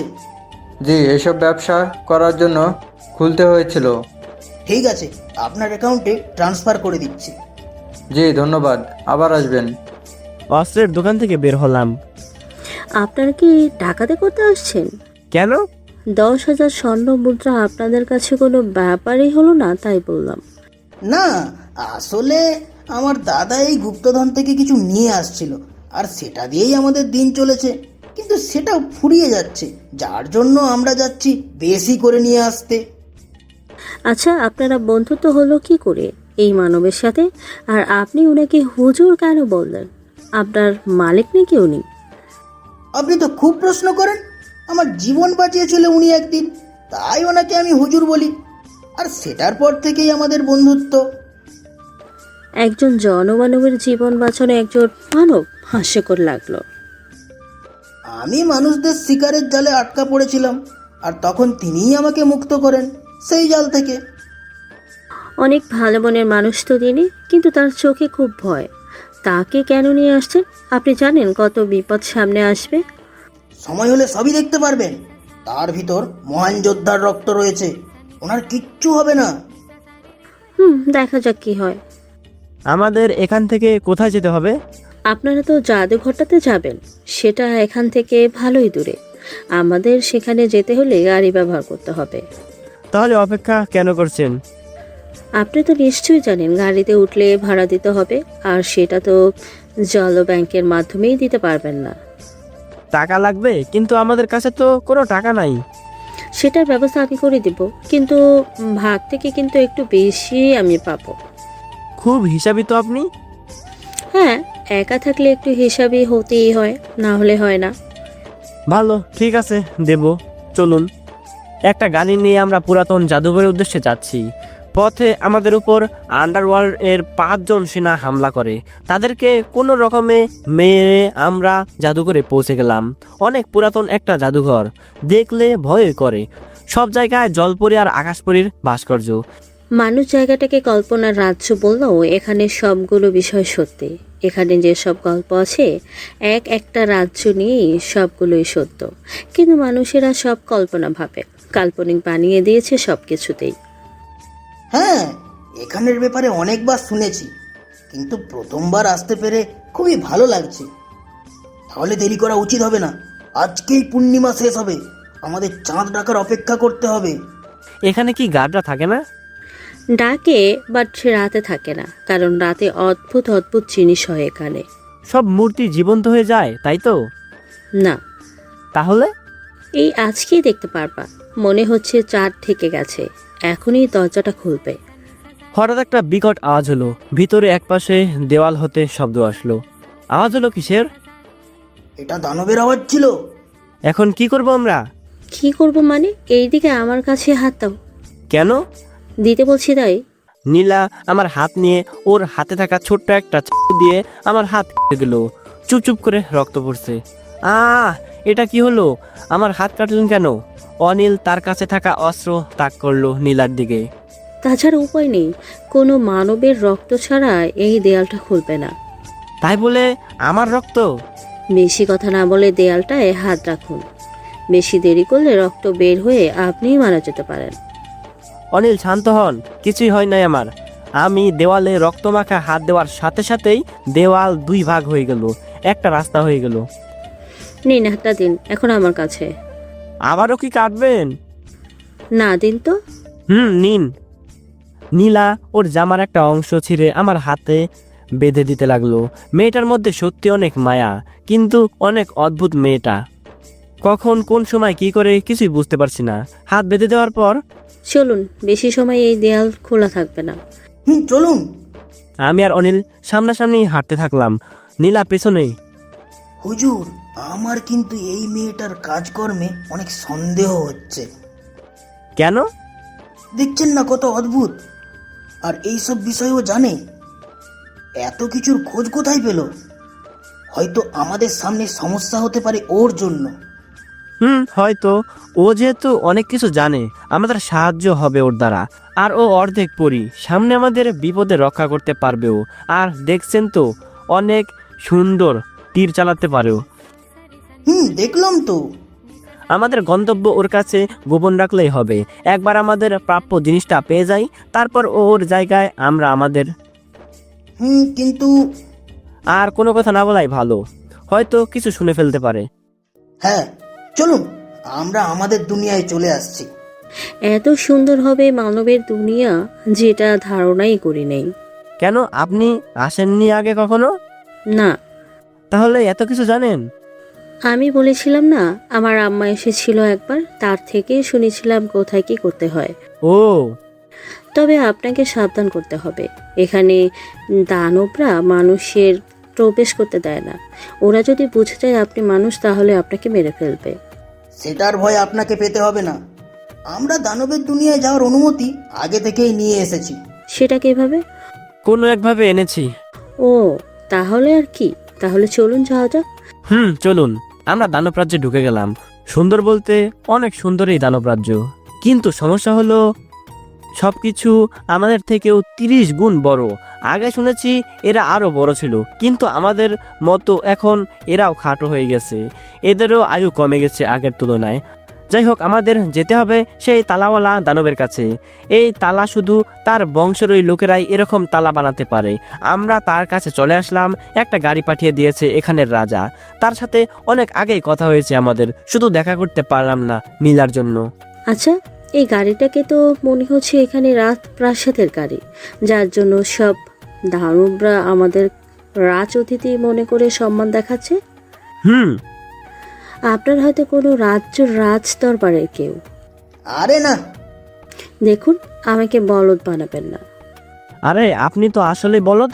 আপনি যে সেদিন অনিলকে নিয়ে নিচের দুনিয়ার সেনাকক্ষে ঢুকেছিলেন, অনিল খুঁজতেছিল সেই নকশা, আর সাথে সাথে আকাশপুরী বার্তা পাঠানো একটা খামও পেয়ে গিয়েছিল, যেখানে রাজার দেওয়া একটা সিলও ছিল। সে শুধু সেখানে লিখে দিয়েছিল আমাদের রাজ্য থেকে 3 জন আসবে এখানে, তাদের একটা কাজে, আর আপনাদের সাহায্য দরকার। ও, তাই তো বলি, তার রাজ দরবারের লোকজন ছাড়া কাউকেই সাহায্য করে না শুনছিলাম। এই জন্যই তো আমাদের সাহায্য করছে। আমি আর অনিল হাসছি। নিন, আপনাদের গন্তব্যে চলে এসেছি। ছোট্ট একটা দানব ড্রাইভার। ধন্যবাদ, তবে এটা বিশাল গাড়ি থেকে আমাদের একটু তাড়াতাড়ি নামিয়ে দিলেই ভালো হতো। আমি নামিয়ে দিচ্ছি। দানবটি আমাদের নামিয়ে দিল। আমরা চলে আসলাম সেই দানবটির বাসার সামনে। বিশাল একটা বাড়ি, উপরে তাকিয়ে শেষ দেখা যায় না। যাই হোক, জোরে ডাক দিতে শুরু করলাম। কে ডাকছে আমাকে? আমরা এ কি, 3 জন মানুষ সন্তান? এখানে কত বড় সাহস তোদের! আমরা কোনো মানব সন্তান নয়, আমাদের বার্তা তো মনে হয় পেয়েই গেছেন। ও, তাহলে আপনার জলপুরি থেকে এসেছেন? হ্যাঁ। আসুন আসুন, বসুন। আমি বেশি কথা বলবো না, কারণ এইসব বিষয় গোপন রাখতে হবে। অন্য দানবরা যদি শোনে আপনারা হারিকেন মাসের কুপ্লানের নকশা লক খুঁজতে এসেছেন, তাহলে আপনাদের এখান থেকে কেউ বাঁচাতে পারবে না। আপনি তাড়াতাড়ি আমাদের নকশাটা খুলে দিন। হ্যাঁ, কিন্তু আমার 3টা প্রশ্নের জবাব দিতে হবে। তোমাকে যদি খুলে দিতে চাও লকটা। এটা আবার কেমন কথা? এটা আমি ইচ্ছা করে জিজ্ঞেস করছি না, এটা আর কি মাসের ইচ্ছা ছিল। তিনি এই 3টা প্রশ্ন আমার পূর্বপুরুষের কাছেই দিয়ে গিয়েছিলেন। ঠিক আছে, বলুন আপনার প্রশ্ন। পৃথিবীতে এমন কয়টা জায়গা আছে যেখানে তাদের মধ্য পুরুষন বলের মতো? এটা কেমন প্রশ্ন? এমন প্রশ্ন তো আগে কখনো শুনিনি। পরের প্রশ্ন, কিভাবে হারকিমাস মানুষ থেকে মহাজাগতিক রাজা হয়েছেন? এটা তো অনিল বলতে পারবেন। সরি হুজুর, তবে এই প্রশ্নের উত্তর সবার কাছেই অজানা। আচ্ছা, পরের প্রশ্ন কি? এটাই শেষ প্রশ্ন। মানুষের মধ্যে দুই শ্রেণীর মানুষ আছে, তারা কারা? 2টা প্রশ্ন তো আমার অজানা, কারণ একটা পৃথিবী নিয়ে আর একটা বিষয় হলো হারকিউমাস রাজাকে নিয়ে। তবে মানুষের এটা তো উত্তর দিতে পারি। এই নকশার উপর হাত রেখে যে কোনো 2টা প্রশ্ন উত্তর দিতে পারলেই এটা লক এমনি এমনি খুলে যাবে। ধন্যবাদ আপনাকে। হঠাৎ ওই দানবের দরজায় করাঘাত হলো। দানব দরজার ফুটো দিয়ে বাইরে তাকালো। আমাদের সেনার সাথে নিচের দুনিয়ায় সেনাও এসেছে বাইরে। তার মানে তারা বুঝে গিয়েছে আমরা এখানে আছি। আমাদের বের হতে হবে এখান থেকে। তোমরা কোনো চিন্তা করো না, সবাই এই দরজা দিয়ে ঢুকো, দেখবা মানুষের দুনিয়াতে চলে যাওয়া। আর 2টা প্রশ্নের উত্তর দিতে পারলেই খুলে যাবে ওটা। আপনাকে আমাদের সাহায্য করার জন্য অসংখ্য ধন্যবাদ। আমরা ঢুকলাম সেই দরজা দিয়ে, হাঁটতেছিলাম, সামনে একটা দরজা আসলো। দরজাটা খুললাম, একটা লাইব্রেরির মধ্যে চলে আসলাম। যাই হোক, এখানে আসলাম, আমাদের প্রশ্নের জবাব এখানেই পেয়ে যাব। আমাদের শুধু পৃথিবীর বিষয়ে কিছু বই লাগবে। চাঁদের মতো আপচা কোথায় আছে? দেখুন, লক একটা খুলে গেছে, মানে উত্তর সঠিক হয়েছে। আমি তো ধারণা করলাম আর সঠিক হয়ে গেল। তাহলে পরের 2টা কি হতে পারে? আচ্ছা, এমন জায়গা যেটার কথা হারকিউমাস বলে গেছেন, তাই না? আচ্ছা, এমন কোনো জায়গা আছে যেখানে রাজা হারকিউমাস বেশি সময় থাকতে পছন্দ করতেন? সেটা তো নিচের দুনিয়ায় ছিল, যেটা তার যোগ্য করার জায়গা ছিল। তাহলে সেটাই উত্তর হবে। পৃথিবীর মধ্যে চাঁদের ন্যায় জায়গা হলো নিচের দুনিয়া। প্রশ্নের জবাব দেওয়ার সাথে সাথে এই লকটাও খুলে গেল। ভিতরে থেকে একটা কাগজ বের করলাম। একটা এলাকার নকশা মনে হচ্ছে, কিন্তু এটা কোথায় কিছুই মাথায় ঢুকছে না। অনিল, নকশাটা কোথাকার হতে পারে? আমার তো দেখে মনে হচ্ছে জায়গাটা পানির নিচে কোথাও। আপনাদের মাথায় কি এতটুকু বুদ্ধি নেই?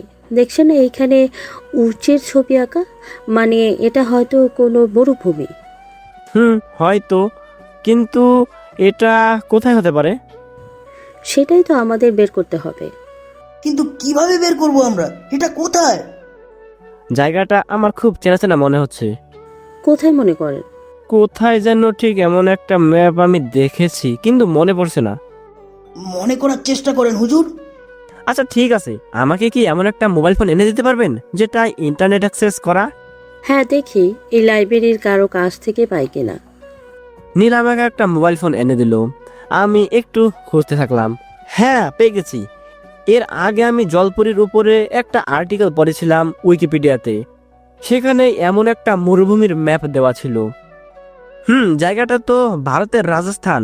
এটা তো এখান থেকে অনেক দূর। কিছু কি পেলেন? পেয়েছি। কোথায় জায়গাটা? ভারত। এত দূর? আমরা তাড়াতাড়ি এই সুইজারল্যান্ড থেকে ওখানে যাব কিভাবে? আসলে আমরা এখন আর সুইজারল্যান্ডে নেই। মানে? এটা লন্ডনের বুক লাইব্রেরি। মানে দানব আমাদের লন্ডনে পাঠিয়ে দিয়েছে? হ্যাঁ, সবচেয়ে তাড়াতাড়ি ভারত যাওয়ার রাস্তা হবে প্লেনে। সেটাই নয়, তার চেয়ে সহজ রাস্তা দিয়ে আমরা যাব। অনিল আমার দিকে তাকিয়ে। তার চেয়ে সহজ তো দেখি না। আছে, আগে আমরা বের হই, তারপর না হয় দেখা যাবে। তিনজনের নকশাটা নিয়ে বের হলাম বাইরে। লাইব্রেরির বাইরে দাঁড়িয়ে ছিল 10 জনের মতো। আর অনিল বলল, এই আন্ডারওয়ার্ল্ডের সেনারা কি আমাদের পিছু ছাড়বে না? এখানেও চলে এসেছে। আমাদের তো ভয়ের কিছুই নেই, চলুন ঝাঁপিয়ে পড়ি। দেখুন, এটা ঝাঁপিয়ে পড়ার সময় না। আপনি এখন ওদের 10 জনকে মারবেন, পরে দেখবেন ওরা 20 জন চলে আসছে। হ্যাঁ হুজুর, উনি ঠিকই বলেছেন, আমাদের এখান থেকে পালাতে হবে। ওকে, চলুন। ভিতরে ঢুকে লাইব্রেরির পেছনের দরজা দিয়ে বের হই। দৌড়ে একটা গাড়ি নিলাম, তারপর সেখান থেকে সোজা সমুদ্রে পাড়ে আসতে লাগলাম। আমার তো মনে হয় না এই নকশার জন্য শুধু তারা আমাদের পেছনে পড়েছে। ব্যাপার হয়তো অন্য কিছু হবে। আমারও সেটাই মনে হচ্ছে। এই নকশার ব্যাপারে তারা হয়তো কিছুই জানে না। সব নকশাগুলো বিক্রি হওয়ার পর ওখানেই থাকে। সেখান থেকে অনেক নকশা চুরি হয়। শুধু যে এটার জন্য তারা আমাদের পিছনে পড়বে এমন তো না। আর তারা আমাদের পিছনে আসছে। তারা বুঝতেছে কিভাবে আমরা কখন কোথায় আছি। আমার তো এই মায়াপুরীর ওপর প্রথম থেকেই সন্দেহ হচ্ছিল। হয়তো ওই আমাদের অবস্থান ওদেরকে বলে দিচ্ছে। দেখুন, আমি এমন কিছুই করিনি। যদি করতামই তাহলে আপনাদেরকে আমি কেন বাঁচাচ্ছি বলুন? দেখুন, আপনি হয়তো অনেকটা রহস্য আমাদের থেকে লুকাচ্ছেন। আপনি বিনা ভয়ে আমাদের বলে দিতে পারেন। দেখুন, আমি কোনো কিছুই লুকাচ্ছি না। আমরা পৌঁছে গেলাম একটা ব্রিজের উপর, পাশে সমুদ্রের পানি। দেখুন, ভালোই বলছি, বলে দেন, নাইলে কিন্তু আমরা অন্য কোনো উপায় ব্যবহার করব। দেখুন, আমি সত্যিই বলছি। ওকে, আমরা সত্যি বলবো। আমি নীলাকে ধাক্কা দিলাম। সে পানির মধ্যে পড়ে গেল। অনেকটা ভয় পেয়েছে। নকশাটা একটা ব্যাগে রেখে আমি আর অনিলও লাফ দিলাম। আমাকে বাঁচান প্লিজ, আমি সাঁতার কাটতে পারি না। নীলা হাবুডুবু খাচ্ছে। অনিল। হুজুর। অনিল একটা শীষ দিল। 3টা ডলফিন চলে আসলো। 3টা ডলফিন আমাদের 3জনকে তাদের পিঠে নিয়ে নিল। নীলাকে দেখে বোঝা যাচ্ছে ও অনেক ভয় পায় এই পানি দেখে। এখন সেই অবস্থা। এখন বলতে থাকো, না হলে অনিল এই ডলফিনকে নিচে যেতে বলবে। আর নিচে গেলে কি হবে সেটা ভালো করেই জানেন হয়তো। এটা করবেন না, আমি বলছি। শুরু করেন। ওরা সবাই আমার জন্য আসছে। শুধু ওরা না, আমাকে না পেলে আরো অনেক আসবে। কেন? কি করেছেন আপনি? আমি নিচের দুনিয়ার রাজকন্যা নীলানিথি। কি? হ্যাঁ, আমার বাবা আমার বিয়ে জোর করে দিয়েছিলেন। আমি তো এখন বিয়ে করতে চাইনি। তাও আমার নাকি বয়স হয়েছে, আমাকে নাকি বিয়ে করতেই হবে। আর বিয়েটাও আমার মন মতো করতে পারবো না। তাই তো আপনাদের সাথে পালিয়ে এসেছি। কি? আপনি আমাদের সাথে পালিয়ে এসেছেন? হ্যাঁ। আপনি কিন্তু কাজটা ঠিক করেননি। আপনি কি বলবেন? ইচ্ছার বিরুদ্ধে যদি কেউ জোর করে আর সেটা মানতে হয়, সেটা যে কত কষ্টকর হয় সেটা আমাকে বোঝাতে হবে না। হুজুর, আমরা আর ওনাকে সাথে নিয়ে আমাদের বিপদ বাড়াতে পারবো না। ওনাকে ওনার মতো ছেড়ে দিন। প্লিজ, এটা করবেন না। আমাকে ওদের হাতে তুলে দিবেন না। অনিল, ওনাকে কি সাথে নেওয়া যায় না? হুজুর, আপনি হয়তো বুঝতে পারছেন, সে হলো একজন রাজকুমারী। তাকে সাথে করে নিয়ে গেলে আমাদেরকে তাকে অপহরণ করার দোষে ফাঁসি দেওয়া হবে। অনিল, এত দূর যেহেতু এসেছি, একবার আমাদের গন্তব্যে পৌঁছাতে পারলে আর কোনো ভয় থাকবে না আমাদের। সেটা তো জানি, কিন্তু এতে তো তাদের সাথে যুদ্ধ করা সমান হয়ে যাবে। দেখুন, আমাকে আপনাদের সাথে না নিয়ে গেলে আমি বাবার কাছে গিয়ে বলবো আপনারা আমাকে অপহরণ করে নিয়ে গেছেন। তখন দেখব কিভাবে গুপ্তধন পান আপনারা। দেখুন, ঠিক আছে, আপনাকে আমরা নিয়ে যাব, কিন্তু দেখছেন তো আপনার জন্য তারা আমাদেরকে খুঁজে বের করছে। সেটা তো আমিও দেখছি, কিন্তু প্লিজ আপনারা আমাকে এভাবে ওদের হাতে তুলে দিবেন না। ঠিক আছে, চলুন আমাদের সাথে। এভাবেই কি যাব এই ডলফিনের উপর বসে? কখনো তো বসেননি, তাই না? খুব ভয় লাগছে, যদি পড়ে যাই। তাহলে এক কাজ করেন, আপনি আমার পিছনে বসুন, আমাকে জড়িয়ে ধরুন শক্ত করে, দেখবেন পড়বেন না। নীলা আমার পিছনে বসে আমাকে জড়িয়ে ধরলো।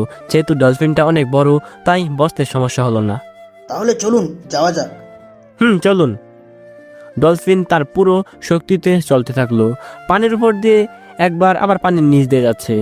উপরেই বেশিক্ষণ থাকছে, তাই নীলার বেশি সমস্যা হচ্ছে না, কিন্তু আমাকে শক্ত করে জড়িয়ে ধরে রেখেছে। এমন সুন্দর একটা রাইড পাবো ভাবতেও পারি নাই। নিজেকে খুব ধন্য মনে হচ্ছে, নীলা আমাকে শক্ত করে জড়িয়ে ধরে আছে। কি ভয় লাগছে? হ্যাঁ, অনেক। ভয়ের কিছুই নাই, আমাকে শক্ত করে ধরে বসুন। আর কত শক্ত করে ধরবো? বসে থাকুন। আপনাদের সাথে আমার আশাই ভুল হয়েছে। এখনো সময় আছে, চলে যান আপনি। আপনার তো আর গুপ্তধনের ভাগ লাগবে না। না, কিন্তু আমি আমার জীবনটা একটু অ্যাডভেঞ্চার করতে চাই। আমাকে যদি নিজের পছন্দ মতো ছেলে পছন্দ না করতে দেয়, অন্তত এই কাজটা তো করতে দিবে। সময় হলে আমি ঠিকই বিয়ে করে নিব, কিন্তু আমাকে কখনোই প্রাসাদ থেকে বের হতেই দেয় না।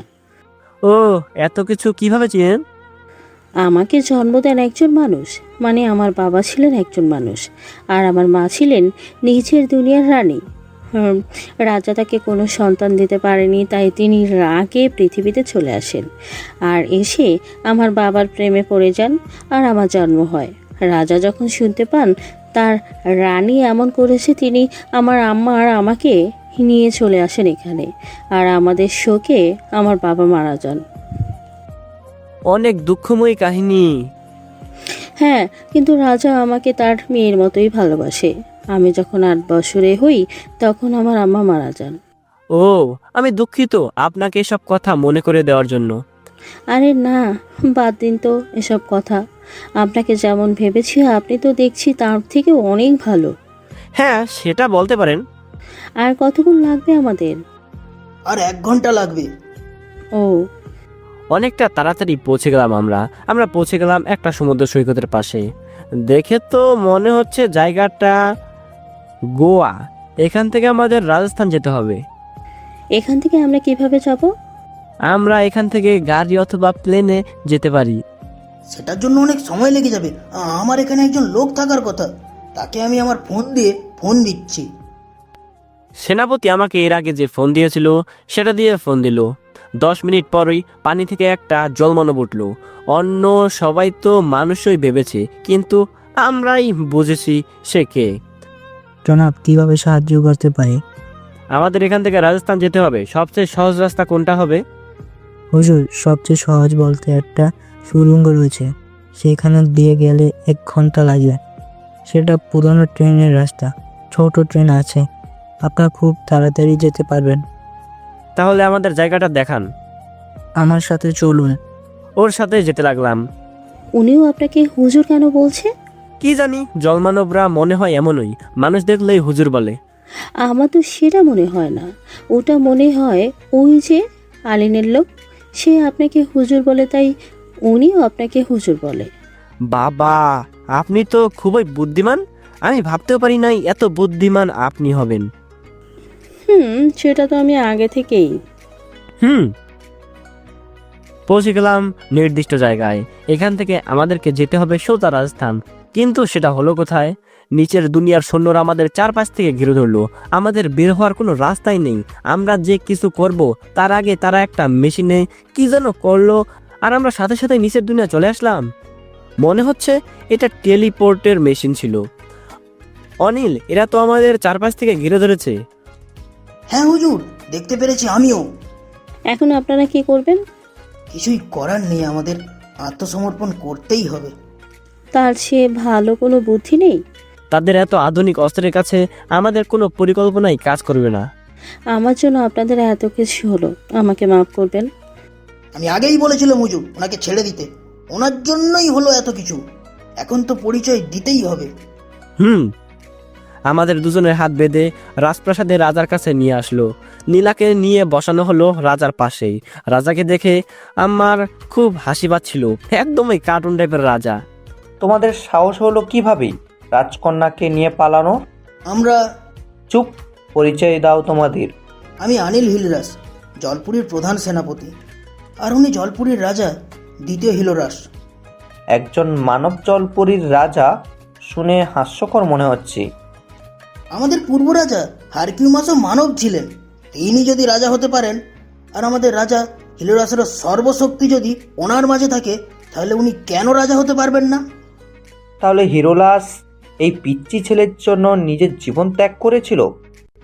এই পিচ্চি ছেলে না, আমাদের এই রাজার জন্য। যতই যাই হোক, আপনারা অপরাধ করেছেন, যেটা শাস্তি আপনাদের পেতে হবে।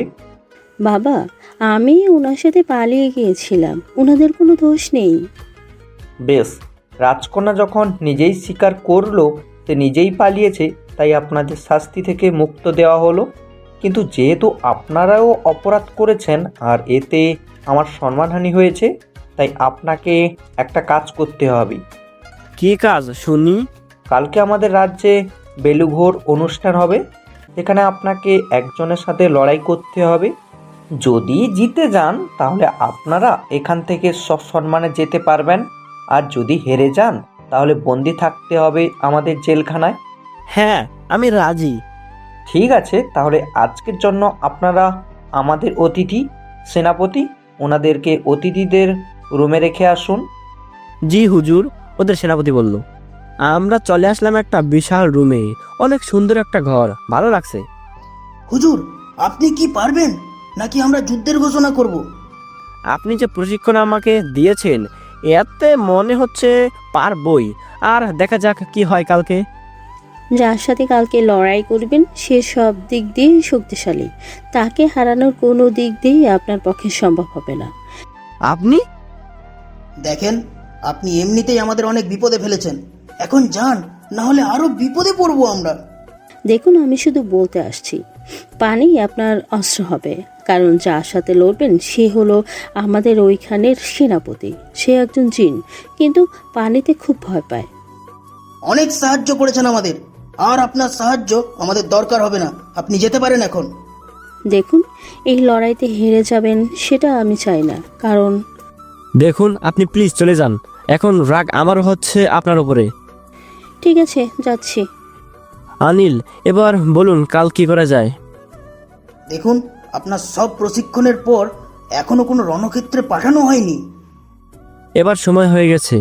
হ্যাঁ, তবে নিম্ন স্তর থেকে ওপরে যেতে হয়, কিন্তু আপনি সোজাসুজি একদম উপরে চলে আসছেন। এখন আপনার উপরে ভরসা, আমরা এখান থেকে যেতে পারবো কি পারবো না।